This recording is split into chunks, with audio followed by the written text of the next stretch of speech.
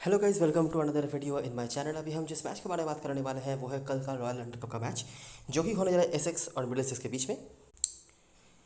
तो कल का दिन थोड़ा बहुत गैप था, उसके बाद वापस से रॉयल लंडन कप शुरू हो रहा है आज। उसके बाद फिर से मेरे ख्याल से गैप होने वाला है, पर अभी तक फ्री फ्लो में नहीं आया है। बीच बीच में एक आध दिन के गैप हो सकते हैं। तो कल काफ़ी सारे मैचेस हैं, उनमें से जैसा कि हम हमेशा बताता हूँ कि हर मैचेस तो आप नहीं खेल सकते, जो जितने मैचेस पॉसिबल होंगे उतने तो हम खेलेंगे ही। तो ये उसमें से एक मैच है। पहला तो मैच जो था हमारा काफ़ी अच्छा गया था, ठीक है। और मुझे नहीं लगता कि जो जो चीज़ें हमने वीडियो एनालिसिस में बताया हुआ था, मोस्टली चीज़ें जो थे हमारे कवर्ड हुए थे और फॉलोड भी हुए थे, ठीक है। और मुझे नहीं लगता कि बहुत बुरा गया होगा आपका भी।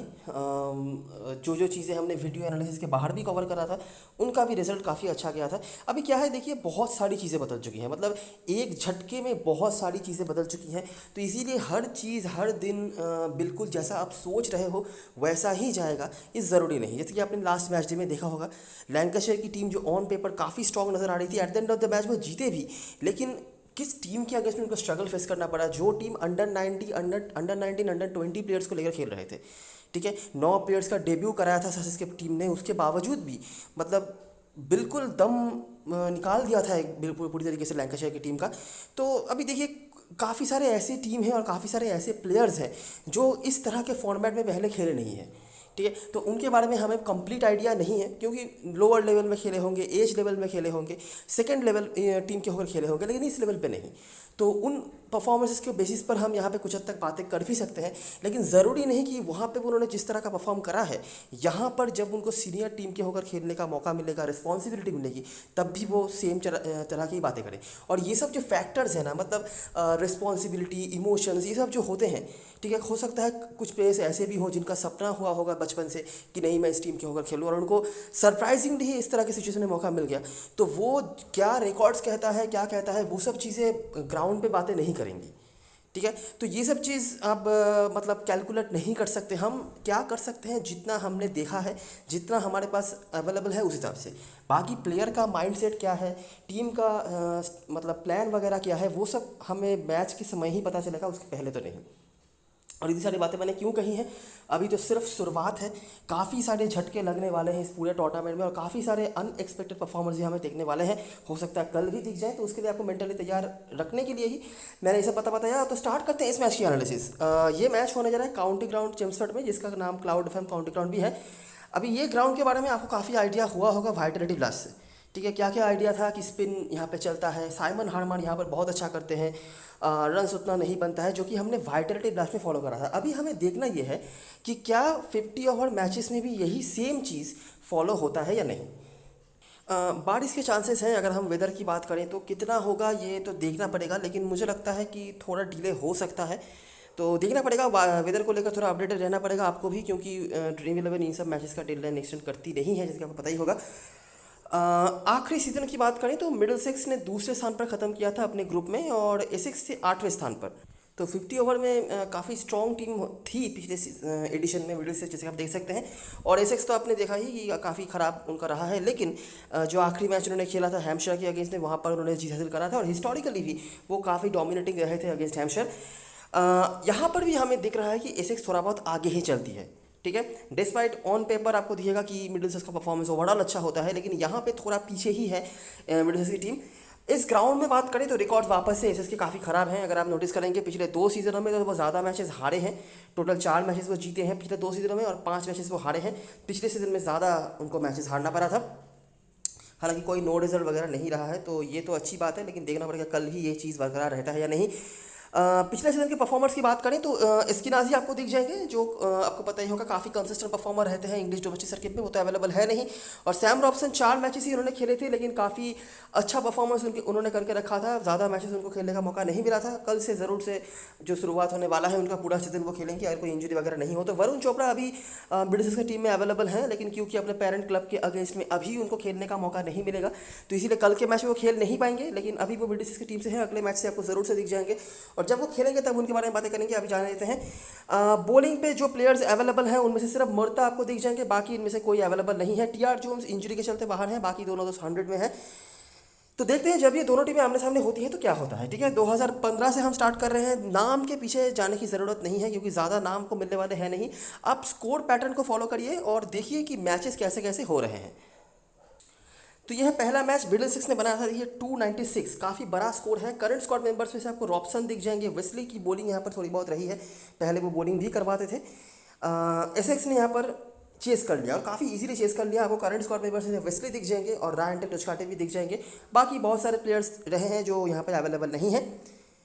अगला मैच जो हुआ था लॉर्ड्स में, मिडिल सिक्स का बैटिंग यहाँ पर उतना अच्छा नहीं हुआ, 219 इन्होंने बनाए, लेकिन यही मैच वो जीते भी।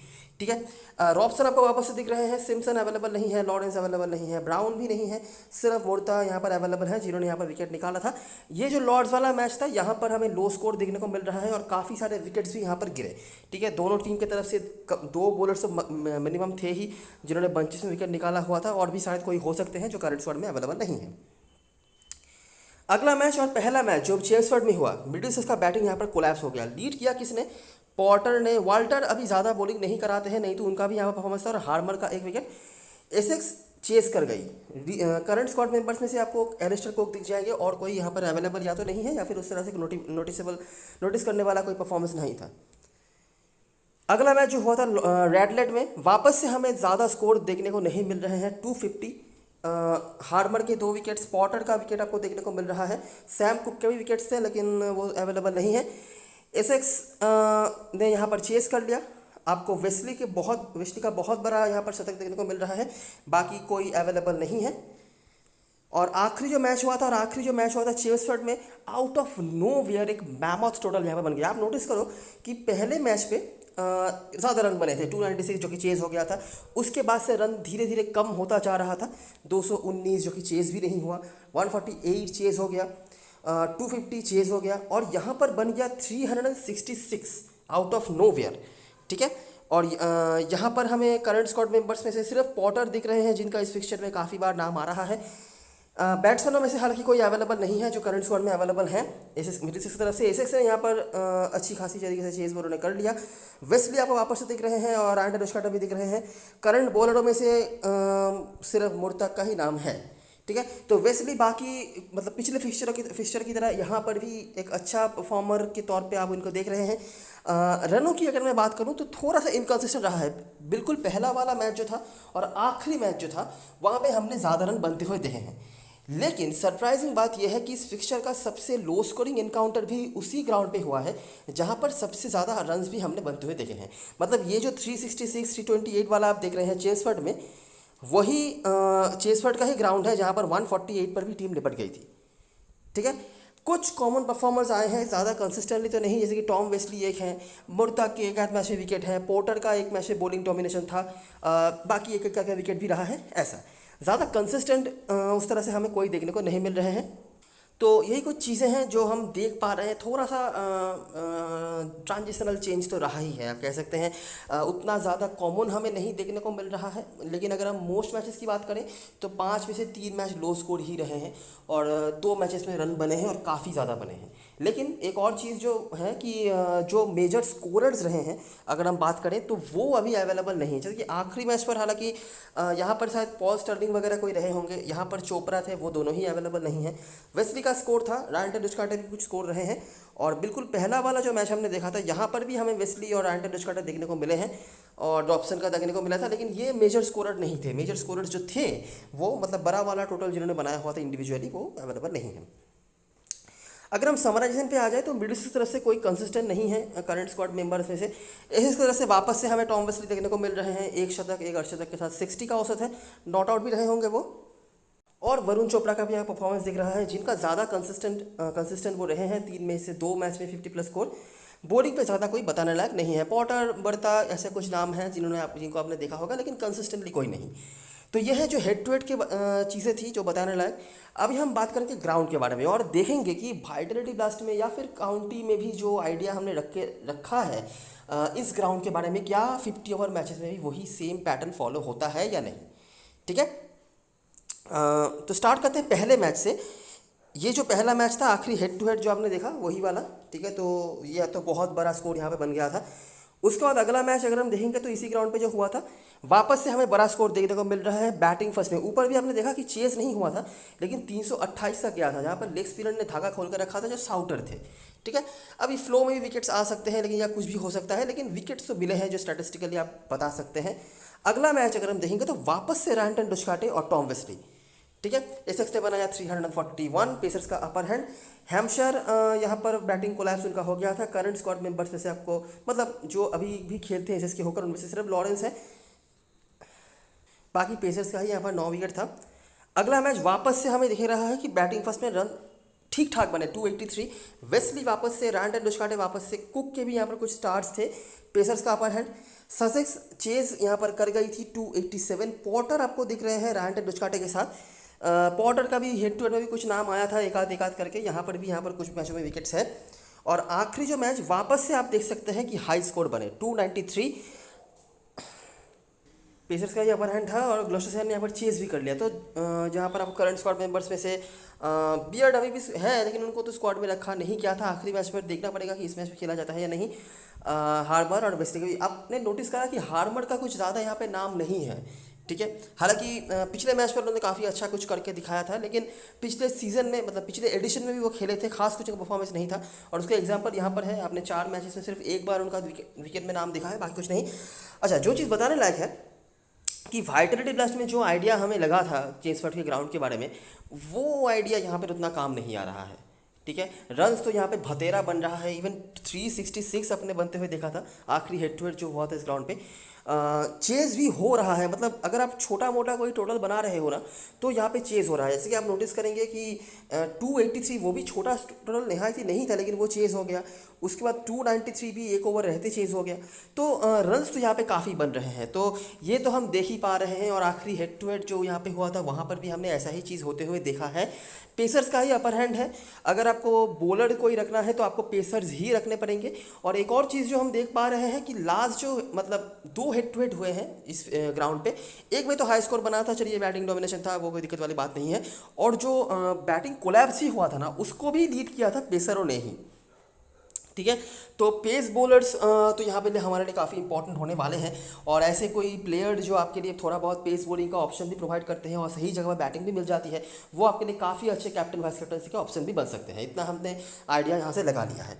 ठीक है, ग्राउंड में परफॉर्मर्स की बात करें तो एसेस की तरफ से वरुण चोपड़ा यहाँ पर कुछ ज़्यादा ही अच्छा परफॉर्म करते रहे हैं, लेकिन वो अवेलेबल नहीं है। अगर खेलते तो बहुत इंपॉर्टेंट प्लेयर बन सकते थे। वेस्ली हमेशा की तरह यहाँ पर भी है, 42 का औसत है। उसके बाद वीटर का भी अच्छा खासा है। डैन लॉरेंस अवेलेबल नहीं, और ये डैन लॉरेंस का एवरेज थोड़ा सा कम ही आपको दिख रहा है, क्योंकि ये तब का परफॉर्मेंस रहा है जब वो उस तरह के अपने फॉर्म पर नहीं थे। अभी जिस तरह के फॉर्म पर वो है।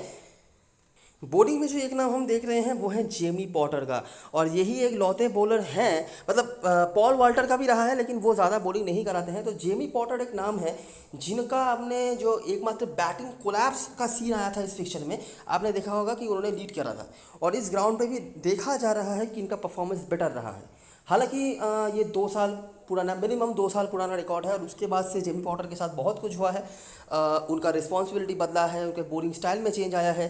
आपने देखा होगा पिछले मैच पर तो काफ़ी पहले ही उनका स्पेल ख़त्म कर दिया गया था, इवन स्पिनर से बॉलिंग कराया गया था, लेकिन उनको भरोसा नहीं दिखाया गया था उन पर।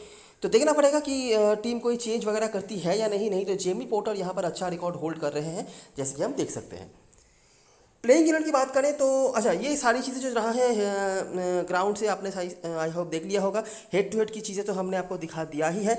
अभी हम बात करते हैं प्लेइंग यूनिट के बारे में। ठीक है, मिडिल की तरफ से जो प्रोबेबल प्लेइंग 11 हो सकता है वो है ये कि रॉबसन और होल्डन ओपनिंग करने आ सकते हैं। अभी इनमें से देखिए, रॉबसन मुझे लगता है सबके टीम में होंगे भी, और आखिरी बार का परफॉर्मेंस अगर हम कंसीडर करें तो वो भी सही ही रहा है। आखिरी वाइटलिटी ब्लास्ट में भी उन्होंने अच्छा परफॉर्मेंस करके रखा हुआ था। बाकी इससे ज़्यादा मैं कुछ नहीं कह सकता। ठीक है, अगर मैं काउंटी के बारे में कुछ बातें करूं उनके बारे में, तो मेरा जितना ऑब्जर्वेशन रहा है कि मोस्ट ऑफ द रन्स उन्होंने जो बनाया है वो उन्होंने बनाया है लॉर्ड्स के ग्राउंड पर। ये मैंने ओवर द ईयर्स रॉबसन का फॉलो भी करके रखा हुआ है। तो ये एक बात है जो आप कंसिडर शायद कर भी सकते हैं बड़ी लीग में, लेकिन छोटी लीग में मुझे लगता है आपको लेना चाहिए। वैसे भी आप एक हाई स्कोरिंग मैच की टीम बनाने वाले हैं, तो रॉबसन को छोड़ने का कोई मतलब बनता नहीं है मेरे ख्याल से। उसके बाद होल्डन का ऑप्शन है। होल्डन थोड़ी बहुत बॉलिंग भी करवा सकते हैं, रॉबसन भी करवा सकते हैं और होल्डन भी करवा सकते हैं। होल्डन मुझे लगता है one of the unlucky players में से है। ठीक है। जब वो परफॉर्म करते हैं तब वो अननोटिस रह जाते हैं, क्योंकि या तो टीम के काम पे नहीं आता है वो, या फिर टीम हार जाती है। और जब उनके ऊपर फोकस रहता है तब वो परफॉर्म नहीं कर पाते हैं, ठीक है। तो और इसीलिए रेड बॉल क्रिकेट से इनको कॉन्ट्रैक्ट निकाल दिया गया है। वाइट बॉल क्रिकेट में अभी उनको रखा गया है टीम में, क्योंकि और कोई चारा नहीं है, बहुत सारे प्लेयर्स इनके अवेलेबल नहीं है। अगर यहाँ पे परफॉर्म नहीं वो कर पाते हैं तो अगले सीजन में हो सकता है कि ब्लिट्ज़ की टीम से खेलते हुए आपको नहीं दिखे मैक्स होल्डन। तो देखना पड़ेगा कि क्या होता है क्या नहीं। बाकी हैंड्सकॉम्ब है जो कि काउंटी में बहुत ही ज़्यादा ख़राब फॉर्म पे रहे हैं, लेकिन आपने देखा ही होगा कि काउंटी में या पूरे सीजन में कौन किस तरह के फॉर्म पर रहा है, उसका बहुत ज़्यादा इफेक्ट इस फॉर्मेट में नहीं आ रहा है। आपने बेनी गॉडलमैन देखा है, आपने ट्रेविस हेड देखा है, और भी कई नाम हैं आपने देखा होगा, रायन डस्कार्टे का भी देखा है। तो हैंड्सकॉम्ब भी उस सूची में आ सकते हैं, ठीक है। और ये कीपिंग भी कर सकते हैं, हालांकि इस टीम के पास 3 कीपिंग के ऑप्शंस हैं। रॉब वाइट भी कीपिंग कर सकते हैं, डेविस भी कीपिंग कर सकते हैं, और हैंड्सकॉम्ब तो है ही। तो देखना पड़ेगा, बाकी टीम की कैप्टनसी भी हैंड्सकॉम्ब ही करेंगे, तो रिस्पॉन्सिबिलिटीज़ तो उनके पास होंगी ही। बाकी देखना पड़ेगा कि वो किस तरह से यहाँ पर काम पे आते हैं।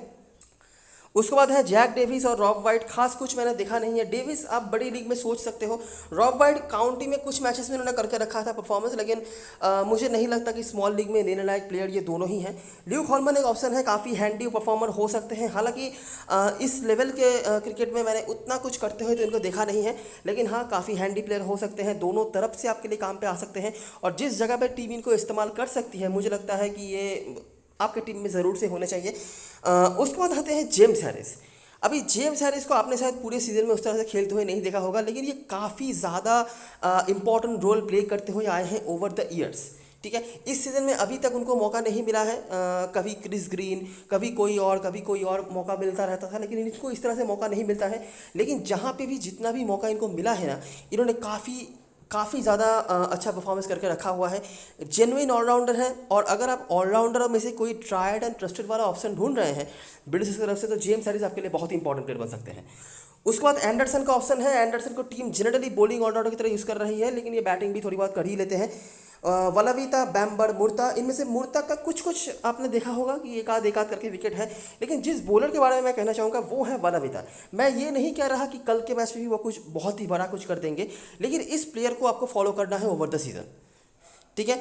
इस पिच पे स्पिनर्स का उतना रोल हमने देखा नहीं है 50 ओवर सर्किट में। अगर ये T20 होता तो स्पिनर्स का रोल आता है, और मैं ज़रूर सिंह को कहता, लेकिन ये बहुत ही ज़्यादा एक अच्छे विकेट टेकिंग ऑप्शन है। जहाँ पे भी इनको भी मौका मिलता है इन्होंने अच्छा करके रखा हुआ है। सेकेंड टीम के होकर तो रेगुलरली वो खेलते हैं, और मतलब एक विकेट टेकिंग मशीन माना जाता है इनको, लेकिन फर्स्ट टीम में उनको मौका नहीं मिलता है अभी, क्योंकि साउटर नहीं है और भी जो बड़े बड़े प्लेयर्स हैं वो नहीं है, तो इनको मौका मिला है अभी। हो सकता है कल के मैच में उतना इफेक्टिव ये नहीं भी हो, लेकिन एक ट्रायबल ऑप्शन हमेशा ही बने रहते हैं, जहाँ पर आप देखेंगे कि कोई किसी ग्राउंड पे या फिर किसी कंडीशन में आपको स्पिनर्स का हेल्प दिख रहा है, या फिर लो स्कोरिंग मैच की आपको कुछ हिंट नज़र आ रहा है, वहाँ पे वाला भी तो आपके लिए बहुत इंपॉर्टेंट हो सकता है। कल के मैच में ट्राई करना नहीं करना आपके ऊपर है। अगर आप चाहे किसी एक आध बॉलर के ऊपर रिस्क लेके तो ट्राई कर भी सकते हैं, लेकिन ओवर द सीजन ये आपके लिए बहुत इंपॉर्टेंट प्लेयर होने वाले हैं। तो हमारे लिए स्मॉल लीग में जो प्लेयर्स होंगे 1, 2, 3, यहाँ से इन दोनों को मैं लेके चलने की पूरी कोशिश करूँगा। यहाँ से हो गए 5 प्लेयर। छठा प्लेयर एंडरसन और मर्ता में से आप किसी को ले सकते हो, और 7वां ऑप्शन वाला भी है अगर आपको लेना है तो, नहीं तो नहीं भी लोगे, मुझे नहीं लगता कोई दिक्कत होना चाहिए। बेंच पे ग्रेटवुड नाम का एक बॉलर है जो काफ़ी टैलेंटेड माना जाता है, हालांकि मैंने कुछ खास इनको करते हुए नहीं देखा है। काफ़ी यंग है, रूकी कॉन्ट्रैक्ट मिला है, बस चांस कम है कि खेल लें, देखना पड़ेगा। यहाँ पर इसी तरह से बात करें तो मुझे नहीं लगता कि यहाँ पर कुछ नया बताने के लिए है। अगर हम रिकॉर्ड्स की बात करें तो वापस से हमें वेस्ली देखने को मिल रहे हैं। वीटर का इस ग्राउंड पर परफॉर्मेंस काफ़ी डिसेंट रहा है। रायन डस्कार्टे, ये 3 तो हमारी टीम में होंगे ही। अगर हम रिकॉर्ड्स की बात करेंगे तो अभी हार्मर को आपको लेना पड़ेगा, ठीक है।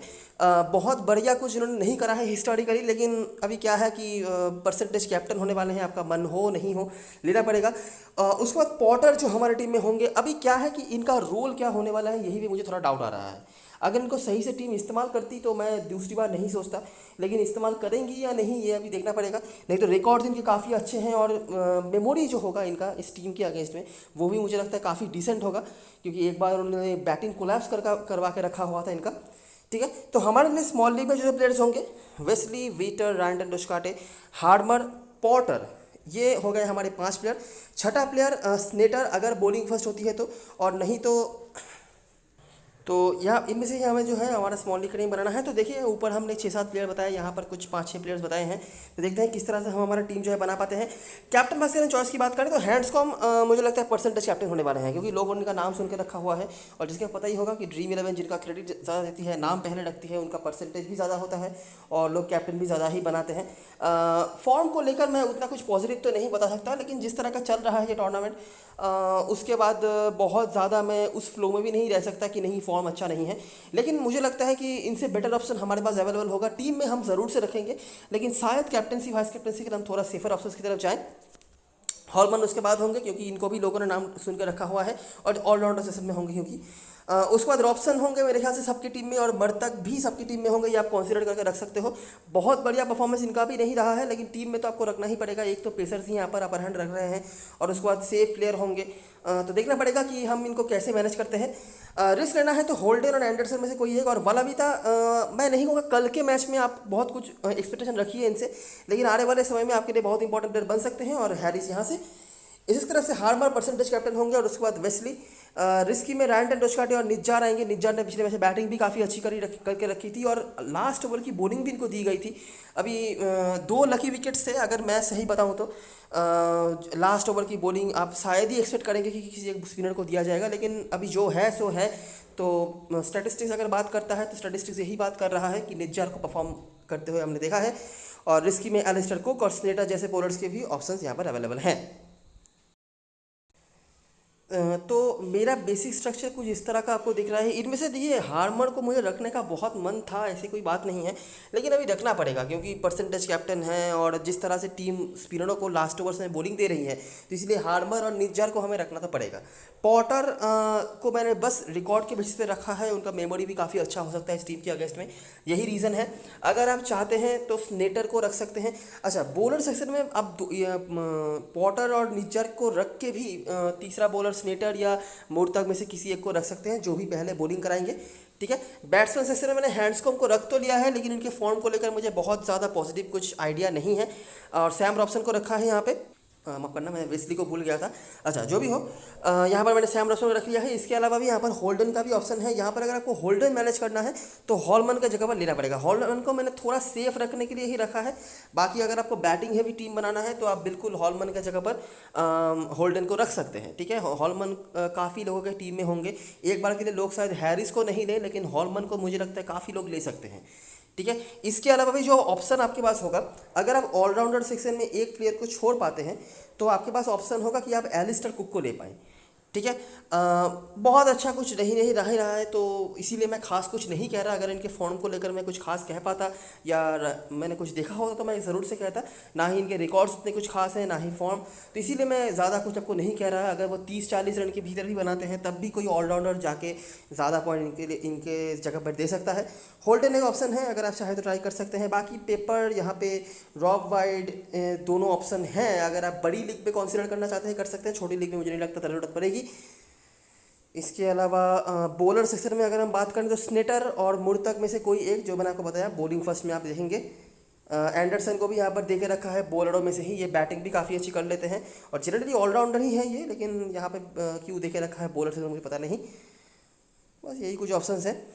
ठीक है, जनरली बैटिंग हमें टीम हमें बनानी है, तो इसीलिए बैट्समैन मिनिमम 4 तो हमें रखना ही है। बाकी ज़्यादा अगर आप बैट्समैन रखने जाते हैं तो ऑलराउंडर सेक्शन से थोड़ा सैक्रिफाइस करना पड़ेगा। अगर आप वो कर सकते हैं तो बिल्कुल बैटिंग सेक्शन में आप ज़्यादा प्लेयर रख सकते हैं। कैप्टन मैस्करन चॉइस की बात करें तो देखिए परसेंटेज कैप्टन है साइमन हार्मर, लेकिन मेरे कैलकुलेशन में कहीं से भी वो कैप्टनसी मटेरियल तो नहीं बन रहे हैं।